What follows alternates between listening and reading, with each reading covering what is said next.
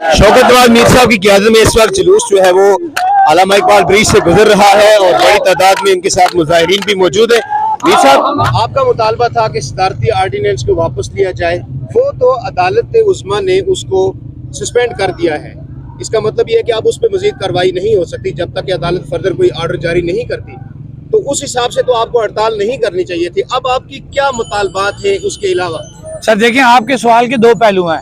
एक बनता है कानूनी पहलू। कानूनी तौर पे हम पाबंद नहीं हैं उस डायरेक्शन के, क्योंकि अगर तो हम वहाँ पे अपील करते, हम वहाँ पे साहिल बन के जाते, तो फिर तो हम कानूनी तौर पे उस फैसले के पाबंद हैं। और दूसरा हमारा बनता है इखलाकी एक जवाज़ कि हम जो हमारे साहिबान कोर्ट्स में गए, हम उनका शुक्रिया अदा करते हैं कि उन्होंने भी इस कानून को गलत समझा, और उन हुक्मरानों का शुक्रिया अदा करते हैं वो चाहे जिस भी जमात को रिप्रेजेंट करते हैं कि उन्होंने भी क्लियर कट इसको काला कानून कहा।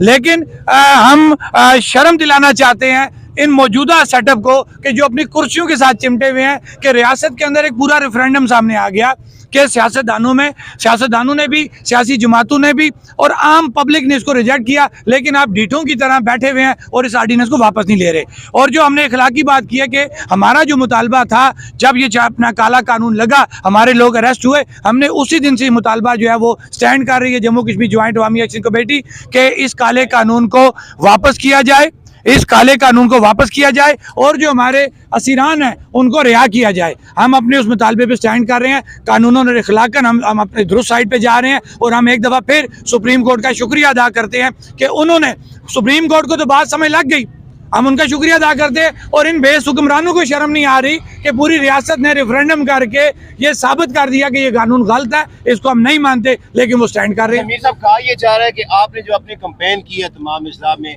तो आपने ये जो है वो अपना माटो सामने रखा है कि आटे पे सब्सिडी खत्म की जा रही है, बिजली दोबारा से महंगी होने जा रही है, और ये जो सदारती आर्डिनेंस था इस पे आपकी सारी कंपेन थी। अब आप क्या कहेंगे इसके बारे में? बिल्कुल, मैं अपनी बात पे स्टैंड कर रहा हूँ और ये बात मैं बिल्कुल कहना चाहता हूँ। मेरी बात की आधी ताई तो वज़ीर आज़म के अपने बयान से हो गई कि वो ये कह रहे हैं कि फिलहाल इस माली साल में ऐसी कोई बात नहीं है। हमारा मुतालबा है कि जिस तरीके से ये अपनी कानून साजियाँ करते हैं ना, अपनी पेंशनों के लिए, तनख्वाहों को बढ़ाने के लिए या ब्यूरोक्रेट अपनी मुराद लेने के लिए, आप इसको प्रॉपरली कानून साजी करते हुए रेगुलाइज करें ताकि अवाम भी मुतमईन हो जाए। आप ये कहना चाहते हैं सदारती आर्डिनेंस को हुकूमत मंसूख करे?